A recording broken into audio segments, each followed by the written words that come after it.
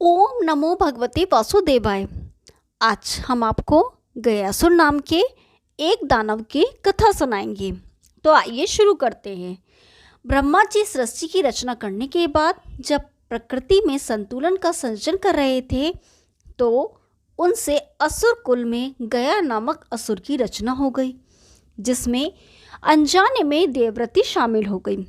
गया असुरों की संतान रूप में उत्पन्न हुआ, लेकिन उसमें आसुरी प्रवृत्ति नहीं थी। वह देवताओं का सम्मान और आराधना करता था। उसके मन में एक खटका था। वह सोचा करता था कि भले ही वह संत प्रवृत्ति का है, लेकिन असुर कुल में पैदा होने के कारण उसे कभी सम्मान नहीं मिलेगा। इसलिए क्यों न अच्छे कर्म से इतना पुण्य अर्जित किया जाए ताकि उसे स्वर्ग मिले। गयासुर ने कठोर तप से भगवान श्री विष्णु को प्रसन्न किया। भगवान ने वरदान मांगने को कहा तो गयासुर ने मांगा, आप मेरे शरीर में वास करें, जो मुझे देखे उसके सारे पाप नष्ट हो जाए, जब जीव पुण्यात्मा हो जाए और उसे स्वर्ग में स्थान मिले। भगवान से वरदान पाकर गयासुर घूम घूम कर लोगों के पाप दूर करने लगा। जो भी उसे देख लेता उसके पाप नष्ट हो जाते और स्वर्ग का अधिकारी हो जाता। इससे यमराज की व्यवस्था गड़बड़ा गई। कोई घोर पापी भी कभी गयासुर के दर्शन कर लेता तो उसके पाप नष्ट हो जाते। यमराज उसे नरक भेजने की तैयारी करते तो वह गयासुर के दर्शन के प्रभाव से स्वर्ग मांगने लगता। यमराज को हिसाब रखने में संकट हो गया था।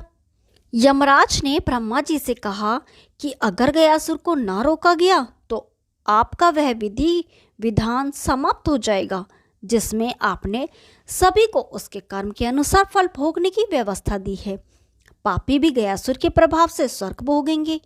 ब्रह्मा जी ने उपाय निकाला। उन्होंने गयासुर से कहा कि तुम्हारा शरीर सबसे ज्यादा पवित्र है, इसलिए तुम्हारी पीठ पर बैठकर मैं सभी देवताओं के साथ यज्ञ करूंगा। उसकी पीठ पर यज्ञ होगा, यह सुनकर गया सहर्ष तैयार हो गया। ब्रह्मा जी सभी देवताओं के साथ भारी पत्थर के हवन कुंड के साथ गया को दबाकर बैठ गए। इतने भार के बावजूद भी वह अचल नहीं हुआ। वह घूमने फिरने में फिर भी समर्थ था। देवताओं को चिंता हुई। उन्होंने आपस में सलाह की कि इसे श्री विष्णु ने वरदान दिया है, इसलिए अगर स्वयं श्री हरि भी देवताओं के साथ बैठ जाएं तो गयासुर अचल हो जाएगा। श्री हरि भी उसके शरीर पर आ बैठे।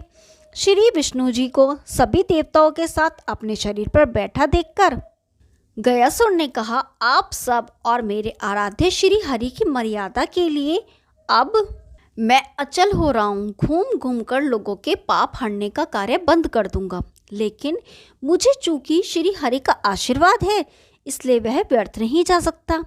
इसलिए श्री हरि आप मुझे पत्थर की शिरा बना दें और यहीं स्थापित कर दें। श्री हरि उसकी इस भावना से बड़े खुश हुए। उन्होंने कहा, गयासुर अगर तुम्हारी कोई और इच्छा हो तो मुझसे वरदान के रूप में मांग लो।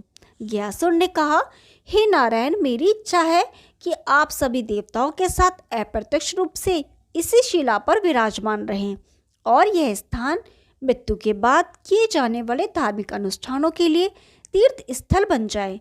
श्री विष्णु ने कहा, गयासुर तुम धन्य हो, तुमने लोगों के जीवित अवस्था में भी कल्याण का वरदान मांगा और मृत्यु के बाद भी मृत आत्माओं के कल्याण के लिए वरदान मांग रहे हो।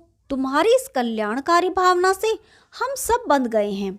भगवान ने आशीर्वाद दिया कि जहाँ गयासुर स्थापित हुआ वहाँ पितरों के श्राद्ध तर्पण आदि करने से मृत आत्माओं को पीड़ा से मुक्ति मिलेगी। उस क्षेत्र का नाम गयासुर के अर्धभाग गया नाम से तीर्थ रूप में विख्यात होगा। मैं स्वयं यहाँ विराजमान रहूंगा। इस तीर्थ से समस्त मानव जाति का कल्याण होगा। साथ ही वहाँ भगवान श्री विष्णु जी ने अपने पैर का निशान स्थापित किया, जो आज भी वहाँ के मंदिर में दर्शनीय है। गया विधि के अनुसार श्राद्ध फल्गु नदी के तट पर विष्णु पद मंदिर में व अक्षय वट के नीचे किया जाता है। यह स्थान बिहार के गया में हुआ, जहाँ श्राद्ध आदि करने से पितरों का कल्याण होता है। पिंडदान की शुरुआत कब और किसने की, यह बताना उतना ही कठिन है जितना कि भारतीय धर्म संस्कृति के उद्भव की कोई तिथि निश्चित करना। परंतु स्थानीय पंडों का कहना है कि सर्वप्रथम सतयुग में ब्रह्मा जी ने पिंडदान किया था। महाभारत के वन पर्व में भीष्म पितामह और पांडवों की गया यात्रा का उल्लेख मिलता है। श्री राम ने महाराज दशरथ का पिंडदान यहीं किया था।